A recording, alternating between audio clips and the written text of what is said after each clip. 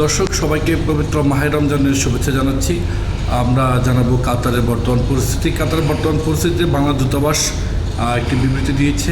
রাষ্ট্রদূত সবাইকে বলেছেন বাসায় অবস্থান করার জন্য, বিশেষ করে বর্তমানে যে উদ্বুদ্ধ পরিস্থিতির সৃষ্টি হয়েছে সে পরিস্থিতিতে প্রবাসী বাংলাদেশিরা যাতে সুস্থভাবে থাকতে পারেন এবং তারা নিরাপত্তার বাসায় থাকেন সে বিষয়ে রাষ্ট্রদূত সবাইকে আহ্বান জানিয়েছেন এবং বলেছেন উন্মুক্ত স্থান এবং খোলা জায়গায় যেন না থাকেন। বিশেষ করে বিভিন্ন জায়গায় অনেক প্রবাসী ঘুরেফিরে করে থাকেন এবং সেখানে যেন না থাকার আহ্বান জানিয়েছেন এবং জানিয়েছেন অনেক প্রবাসীরা বিভিন্ন সময় বিস্ফোরণ স্থানে গিয়ে থাকেন, সেখানে প্রশাসনের সমস্যা হয়ে থাকে এবং তারা ছবি ভিডিও ধারণ করেন। সেক্ষেত্রে প্রশাসন বলেছেন কাতারের স্বরাষ্ট্র মন্ত্রণালয় তাদেরকে প্রবাসীদেরকে যেন এখানে গিয়ে ভিড় না করেন এবং সে আহ্বান জানিয়েছেন। পাশাপাশি বাংলা দূতাবাস তাদের বিবৃতিতে বলেছেন সবাইকে এই ধরনের স্থান এড়িয়ে চালান এবং বাসায় থাকার একান্ত প্রয়োজন ছাড়া যেন বাসা থেকে বের না হয় সেই জন্য নির্দেশনা দিয়েছে বাংলা দূতাবাস।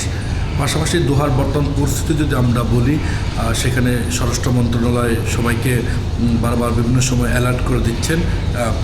যখন এখানে হামলার হওয়ার আশঙ্কা থাকে তার আগে সবাইকে অ্যালার্ট করে দিচ্ছেন।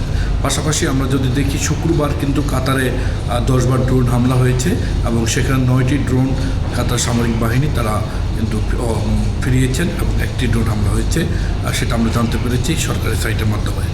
এবং আমরা যদি বলি যে আজ গতকাল শনিবারের যে অবস্থা, শনিবার সকালে ইরানের প্রেসিডেন্ট কিন্তু প্রতিবেশী যে দেশগুলো রয়েছে সেই দেশগুলোর কাছে তিনি ক্ষমা চেয়েছেন শনিবার সকালে। ক্ষমা চাওয়ার ঠিক পরেই আমরা যেমনটি দেখলাম দুপুরের দিকে কাতারে কিন্তু 2বার মিসাইল হামলা হয়েছে।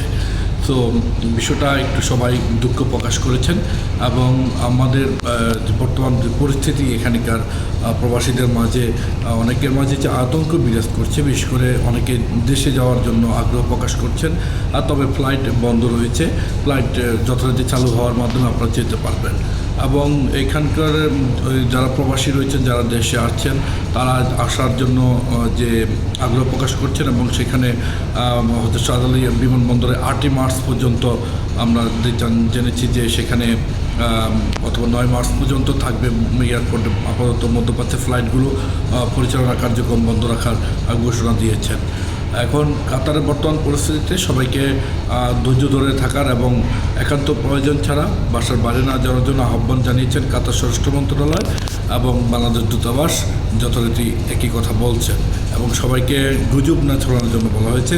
অনেকে গুজব ছড়াচ্ছেন যে বিভিন্ন শপিং মল, বিভিন্ন মিনি স্টোর এবং হাইপার মার্কেটে খাদ্য সংকটের যে কথা বলছেন, আসলে এটি সম্পূর্ণ গুজব একটি কথা। এই ধরনের গুজবে প্রবাসী বাংলাদেশের আপনারা কান দিবেন না।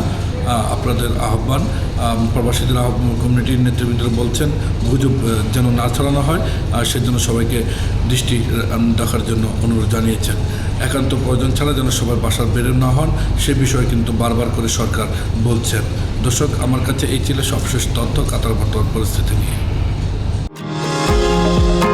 নিউ ইয়র্ক থেকে সম্প্রচারিত TVN 24 টেলিভিশন, বিশ্বজুড়ে বাঙালির কণ্ঠস্বর।